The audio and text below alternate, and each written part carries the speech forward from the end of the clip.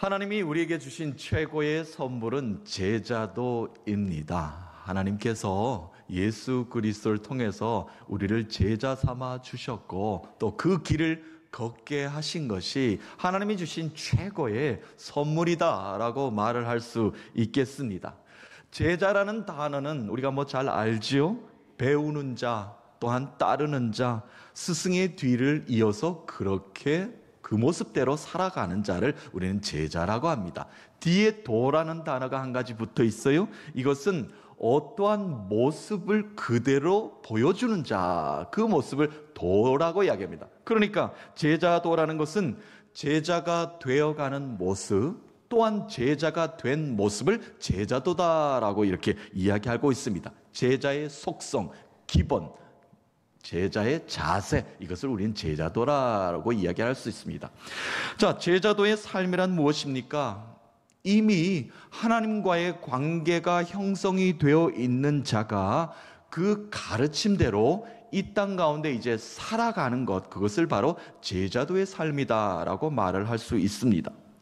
그러니까 저와 여러분들은 모두 이미 제자도의 삶을 살고 있다라고 말을 할 수 있겠습니다. 그렇죠? 믿으십니까?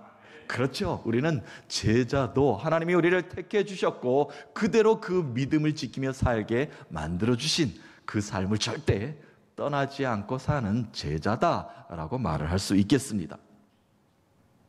예수님도 이 땅에 오셔서 구체적으로 제자 삼으심, 또한 제자도에 대해서 가르침을 주셨습니다. 첫 번째로 어떤 가르침으로 주셨는가요? 말씀으로 주셨죠. 그런데 이 말씀은 구약 성경의 율법책에서 문자로만 기록되어진 것이 아니라 갈릴리, 가버나움, 예루살렘, 저 이방 땅을 향해서 우리 인간의 귀에 들리는 언어로 말씀해 주셨다는 겁니다. 그것이 귀한 것이죠.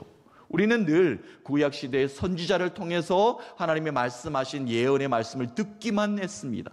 또한 성전에서 율법책의 경전을 펼쳐놓고 읽는 것만 듣기만 했습니다. 그런데 하나님이 직접 이 땅을 밟으시고 하나님이 약속하신 그 계획의 말씀들을, 예언의 말씀들을, 약속의 말씀들을 다 귓전에 들려주시니까 얼마나 감사한 일입니까?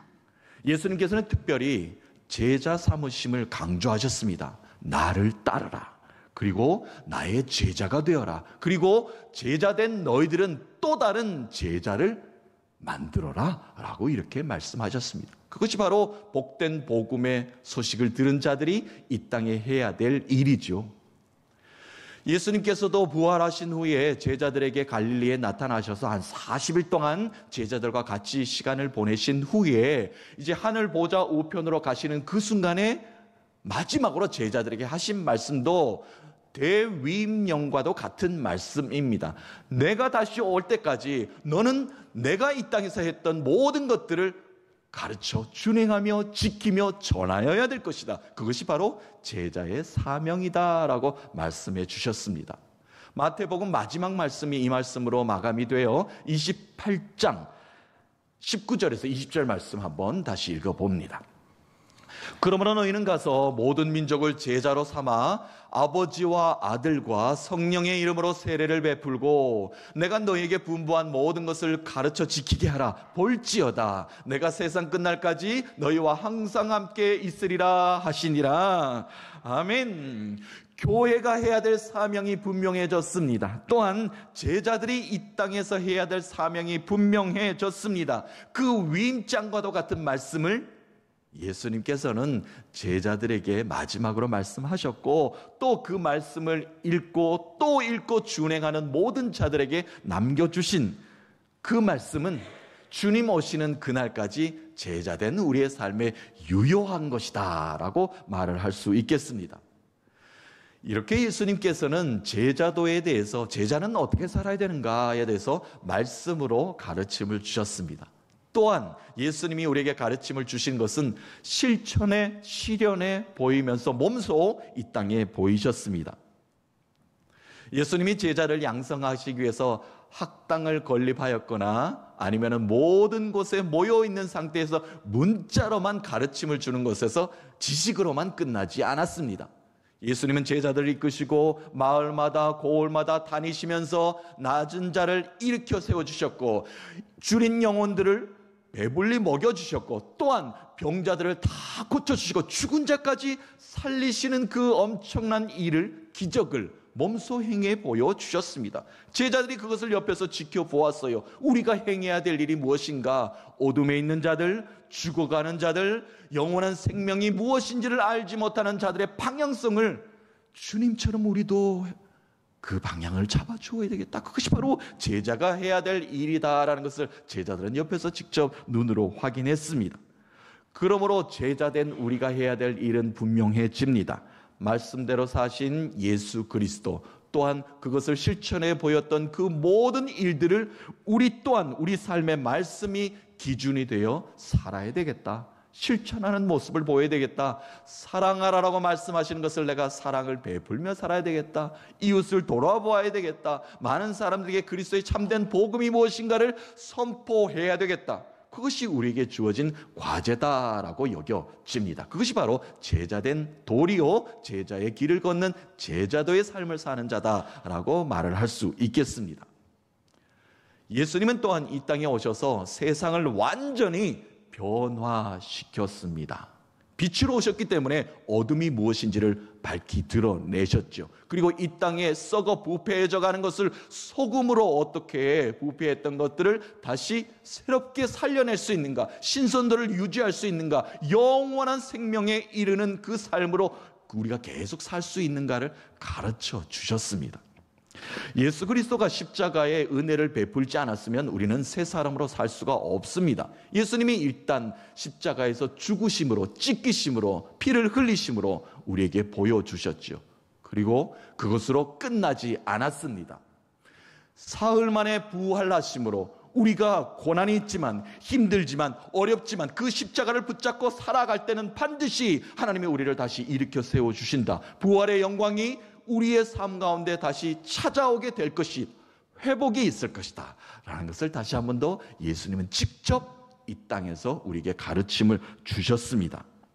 그래서 예수 그리스도가 그렇게 하셨듯이 나 한 사람을 통하여 이 땅에 소외당하고 어둡고 쓰러져가는 곳에 복음의 씨앗을 뿌리게 만들어 주셨습니다. 그것이 배움을 받은 은혜 입은 자, 제자의 사명을 받은 우리가 해야 될 일이다라는 것을 다시 한 번 더 예수 그리스도를 통해서 우리가 다시 한 번 더 깨닫게 됩니다. 자, 오늘 본문 말씀 한번 보겠습니다. 예수님께서 말씀 복음을 전하시면서 가버나움이라는 지역에서 많은 병자를 고치셨죠. 기적을 베푸셨습니다. 자, 소문이 온 열방 가운데 사방에 다 퍼졌습니다. 많은 사람들이 이제 가버나움으로 모여들기 시작했어요. 무리들이 너무나 많이 모이니까 예수님께서는 자리를 잠시 피하셔서 제자들에게 말씀하십니다. 내가 먼저 건너가겠다. 갈릴리를 건너서 다른 지방으로 가서 또 하늘나라 복음을, 또 천국 복음을 전하겠다라고 결정을 내리셨는데 두 사람이 예수님 앞을 가로막습니다. 선생님이시여, 주님이시여, 나도 주님을 따르겠나이다. 제자가 되겠다라고 말을 하는 겁니다. 오늘 본문 말씀에 두 사람을 소개하는데요. 한 사람은 서기관입니다. 율법학자지요. 많이 배운 사람입니다. 이 사람이 예수시여, 선생이시여, 나도 제자가 되겠습니다. 따르겠습니다. 라고 그 앞을 가로막았고요. 또 한 사람이 있다라고 표현하고 있는데 그 사람은 이름은 나오지 않고 직업도 나오지 않지만 그 사람도 나도 제자가 되고 싶습니다. 주님을 따르겠습니다. 라고 이렇게 말을 합니다. 자, 이 두 사람이 서로 다른 제자가 되고 싶어하는 모습을 보여주면서 또한 그에 반응하는 예수님의 말씀을 우리가 받으면서 이 상황 속으로 들어가면서 나 또한 주님 앞에 내가 어떠한 제자의 모습으로 서 있는가, 또한 내가 주님을 따른다고 말은 하지만 진정 내가 주님을 진정 따르는 제자인가를 한번 나의 삶을, 나의 현 주소를 한번 점검해보는 시간이 되었으면 합니다. 자, 오늘 말씀을 여러분과 좀 깊이 나눕니다. 첫 번째 한 사람입니다. 서기관입니다. 율법학자입니다. 이 율법학자는 뭐 율법에 능통한 자이고 유대교인입니다. 유대교인이 어떻게 예수 그리스도를 주라 시인하고 따를 수 있겠습니까? 그런데 큰 결단을 내린 거예요. 예수님이 기적을 베푸시고 많은 것을 선포하시고 또 병자를 일으키는 모습을 보니 내가 예수님 뒤에 서면 빨리 제자가 되면은 내가 이 땅 가운데 많은 사람들 앞에 가르침을 주는 큰 일을 할 수 있을 것이다. 이 당시 시대 상황이 어땠습니까? 헬라 사상이 만연했던 것 아닙니까? 누구의 제자가 된다는 것은 그의 명예에서 가장 큰 일이었습니다. 또한 누구에게 배웠다라고 세상 가운데 선포하는 그 순간 많은 사람들에게 인정받게 되는 것이죠. 그러니까 이 한 사람도 내가 빨리 예수님 뒤에 서서 제자가 되어야 되겠다. 그래서 빨리 배워서 많은 사람들 앞에 예수가 하는 모든 말들을 선포해야 되겠다. 그런 마음이 있었던 것이죠. 이 사람은 많이 배운 사람이었습니다. 권력도 지위도 있는 사람입니다. 그가 이렇게 예수님과 함께 온 12명의 제자들을 가만히 보니까 갈릴리에서 뭐 낚시하던 어부들이고 많이 배운 사람들 같지가 않아요. 하위 계층들이 다 예수님의 제자로 지금 자리하고 있으니 나 정도 되면은 예수님은 그냥 맨 앞자리에 세울 것이다. 내가 제자가 되겠다고 따르고 말만 하면은 예수님은 얼씨구나 좋다고 나를 붙잡아 줄 것이다. 라는 착각이죠. 그 생각으로 예수님께 말을 건넨 겁니다. 나는 뭐 그냥 받아줄 것이다. 선생님 어디로 가든지 따르겠으니 나를 제자 삼아 달라라고 이렇게 말을 내뱉었습니다. 과도하게 자신감을 보이며 예수님 앞에 이제 다가선 한 서기관의 이야기로 오늘 본문의 말씀이 이제 시작이 됐죠. 자, 이에 예수님은 직답보다는 비유로 답을 주십니다. 그 비유의 말씀이 어떻게 예수님께서 말씀하시는가? 20절 말씀 한번 보겠습니다. 예수께서 이르시되 여우도 굴이 있고 공중의 새도 거처가 있으되 인자는 머리 둘 곳이 없다 하시더라. 아멘. 저기 떠돌아다니는 여우들도 굴이 있다. 자기 집이 있다. 돌아갈 곳이 있다. 저기 하늘을 나는 정처 없이 나르는 저 새들도 보금자리가 다 있다. 그러나 나는 반기는 곳 하나 없고 내 이름으로 된 집 한 채도 없다. 제자의 길은 힘든 여정이 지속된다라는 겁니다. 그리고 화려하거나 박수갈채 받는 길이 아니다. 외롭고 힘든 고난의 길이다. 이러하여도 나를 따르겠는가? 주님께서는 지금 이 말씀을 하고 계신 것입니다. 오늘 본문에서는 예수님의 이 말을 들은 서기관이 어떻게 하였다라는 그 답을 주고 있지는 않습니다. 그렇죠? 하지만 미루어 짐작하건대 제자 되는 것을 포기했을 것입니다. 그 제자 된 한 서기관의 이야기가 성경에 기록된 것은 없으니까 말이죠.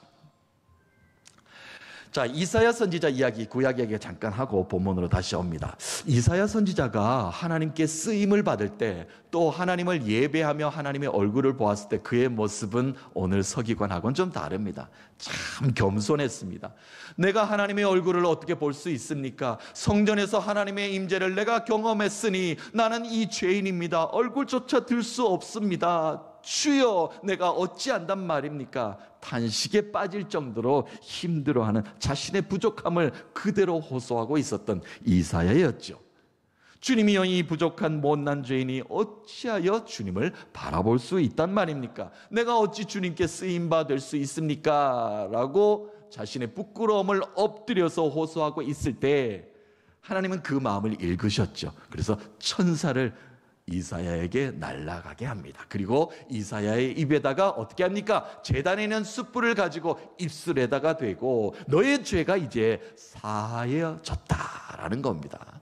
주여 내가 어찌 이 못난 죄인이 어떻게 주님 앞에 이런 겸손한 모습을 보이는 것을 하나님께서는 이쁘시게 보이시고 기쁨으로 보이시고 그들에게 죄사함을, 그에게 죄사함을 주셨다는 겁니다. 자, 천사가 숯불을 입술에 대니 이사야가 죄사함을 받고 사명의 길에 서게 되었습니다. 그리고 귀한 신앙의 고백, 믿음의 고백, 찬송의 가사로도 쓰임받는 이것을 하나님께 올려드리지 않았습니까? 이사야서 6장 8절 한번 읽어보겠습니다.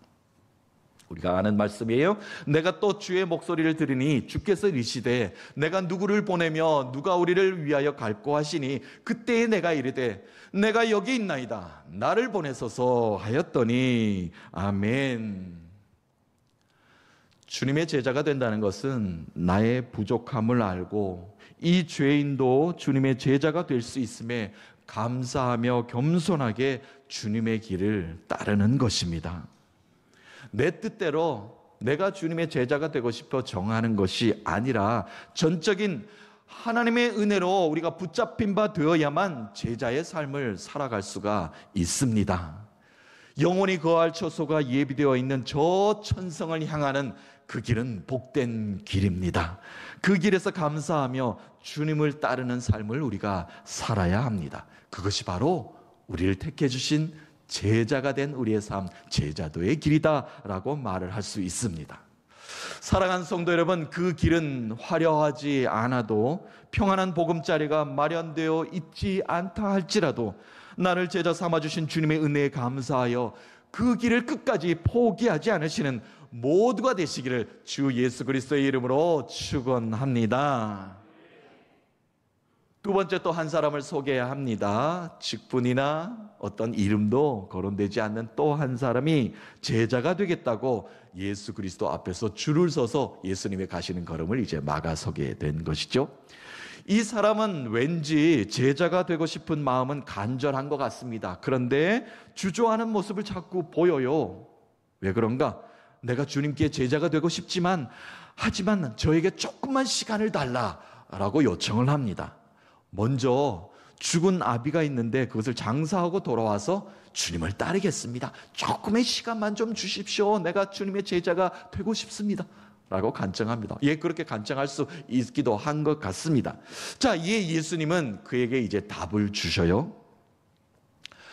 부모를 공경하는 것도 상당히 중요한 일이다. 물론 십계명에 있는 말씀이니까 중요하지요. 하지만 살아있는 제자는 더 큰 하나님의 살아계심을 증거하는 삶이다.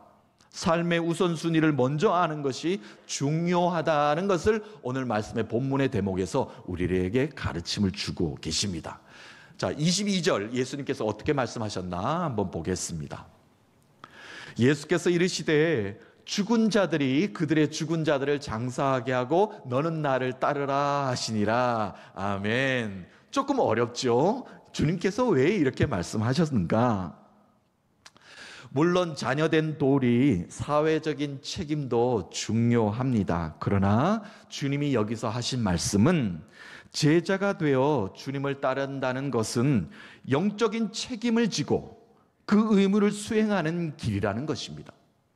더 높은 의미를 향한 결단이 요구됨을 강조하고 계신 부분입니다. 삶의 가치, 내려놓은 우선순위에 관한 심오한 진리가 이 속에 담겨져 있습니다. 영적인 책임을 진다면 세상의 모든 것들은 자동적으로 다 해결된다는 겁니다. 하나님과의 관계만 해결된다면, 내가 하나님의 제자만 된다면 이 세상에 가치 있는 것, 이 세상에 먼저 해야 될 것, 내가 핑계대는 모든 것들이 다 해결된다는 겁니다. 그런데 세상의 것을 다 잡고 있으니 언제 하나님의 제자가 될 수 있습니까? 주님의 제자가 될 수 있습니까? 그것을 지금 이야기하는 겁니다. 세상의 모든 것을 내려놓는 순간, 세상의 가치 기준을 하나님 우선순위로 바꾸는 그 순간 모든 것들이 다 해결될 것인데 왜 주저하느냐, 왜 머뭇거리느냐, 그 말씀을 지금 주님께서 하고 계신 것입니다. 베드로와 함께 어부였던 제자들, 주님 만났을 그 첫 번째 장면 여러분 잘 기억하시죠? 그들은 물고기 잡는 어부였습니다. 그런데 주님께서 가타부타 말씀하시지 않으시고 나를 따르라, 나의 제자가 되라, 이제부터는 너희들이 고기 잡을 이유가 없다, 사람 낚는 어부가 될 것이다, 그 말씀 한마디에 그 마음속에 성령의 감동이 있어서 그를 따르게 되죠. 그물을 내려놓습니다. 가족을 다 내려놓습니다. 그리고 삶의 우선순위가 무엇인지를 알고 예수를 따르는 제자가 되었고, 다시 오실 예수님을 세상 가운데 선포하는 사도로 초대교회의 그 사명을 감당한 제자들 아닙니까? 제자가 되었다는 것은 자신의 삶의 소중한 것을 내려놓을 수 있어야 됩니다. 그런 결단이 필요합니다. 그래야만 제자의 걷는 걸음이다 라고 말을 할 수 있는 것이죠. 삶의 우선순위가 주님을 따를 각오가 되어 있어야 합니다. 추종자와 제자의 다른 점은 무엇입니까? 우리가 또 잘 알고 있는 말씀이기도 합니다만, 추종자는 따르던 걸음을 멈출 수도 있습니다. 또한 방향을 돌려 다른 곳으로 더 즐거움을 찾아 떠날 수도 있습니다. 하지만 제자는 무엇입니까? 배운 바대로, 가르침을 받은 대로, 일깨움을 얻은 대로 그대로 지키며 살아내는 자들입니다. 그 사람을 제자라고 합니다. 그러니까 예수님이 이 땅에서 보여주셨던 그 삶대로 우리가 살아내는 것, 그것이 바로 제자도의 삶이다라고 말을 할 수 있는 것이죠. 열왕기상 19장 말씀, 구약 말씀 한 가지만 더 전하고 이제 마지막 마무리 정리를 좀 해볼 텐데요. 열왕기상 19장에 엘리야 이야기가 나옵니다. 광야 가운데 지친 가운데 숨어 들어갔던 엘리야에게 여호와 하나님께서 나타나셔서 새 힘을 부어주셨죠. 다시 돌아가라. 하나님의 뜻하신 것을 나의 백성들에게 네가 선포해야 될 일들이 아직 남아있다. 많은 사람들이 붙여줄 것이니 또한 너에게 제자 삼을 사람들이 많이 있으니 너는 다시 돌아가라라고 합니다. 그런데 한 사람, 엘리야 후계자로 세운 사람이 누굽니까? 엘리사 아닙니까? 송아지를 끌고 농사 짓고 있던 엘리사에게 다가간 엘리야가 자기의 겉옷을 벗어 하나님이 기름 부으라고 하셨다 명령하니까 농사 짓고 있던, 또 내일을 기약하던 엘리사가 모든 것을 내려놓습니다. 자신의 소, 모든 기구를 불살라서 또한 이웃에게 나눠주고, 모든 일들의 우선순위가 하나님이 뜻하신 바다, 내가 명령받은 대로 준행하는 삶이다라는 것을 깨달았는 그 순간 엘리야 선지자를 따라가게 되는 것입니다. 그러니까 구약 성경에 보면 엘리야 선지자도 귀하게 쓰임 받았지만 엘리사 선지자를 통해서 하나님의 기적은 더 많이 이 땅 가운데 선포되는 것을 볼 수가 있습니다. 엘리사는 하나님의 선지자, 하나님의 종, 제자, 사명자의 역할을 충분히 그 이후로 감당하였습니다. 주님의 제자가 된다는 것은 내 삶의 주인은 오직 주님이십니다. 내 삶의 기준과 질서가 오직 주님이 가르쳐 주신 말씀으로 살겠습니다. 이렇게 고백하는 삶, 또한 그것이 제자도의 길이다라고 우리는 알게 됩니다. 사랑하는 성도 여러분, 주님보다 앞서 있는 내 삶의 모든 것들을 내려놓는 믿음이 우리에게는 필요합니다. 그리고 부르심에 주저하지 말아야 합니다. 나를 제자 삼아주신 주님의 은혜에 감사하여 그 길을 끝까지 포기하지 않은 여러분 되시기를, 또한 그런 확신에 찬 믿음으로 고백하며 나아가는 모두가 되시기를 주 예수 그리스도의 이름으로 축원합니다. 예수 그리스도의 제자로 살아간다는 것, 내 인생의 엄청난 행운이며 행복이며 감사입니다. 내가 하나님의 사랑과 대속의 은혜를 알고 그 삶을 이 땅으로 살고 선포하게 한다는 것이 얼마나 복된 일이며 감사한 일입니까? 또한 그 사랑을 세상에 전하며 복음의 일꾼으로 나은 사람을 들어 사용하심에 또한 감사하다 고백하며 오늘 하나님께 영광을 올려드리게 됩니다. 사랑하는 성도 여러분, 또 한 주간을 살아가게 됩니다. 주님의 제자로, 주님의 사명자로, 청지기로 복된 삶을 사시는 여러분 되셔서 살아계신 예수 그리스도를 이 땅 만방 가운데 복음을 전하시는 복음의 일꾼으로 나를 통하여 하나님의 역사하심을 드러내는 제자의 삶을 사셔서 주님, 모든 것들을 내가 이 땅 가운데 준행하겠나이다, 복음의 아름다움을 세상 가운데 마음껏 노래하시는 여러분 되시기를 예수 그리스도의 이름으로 축원합니다.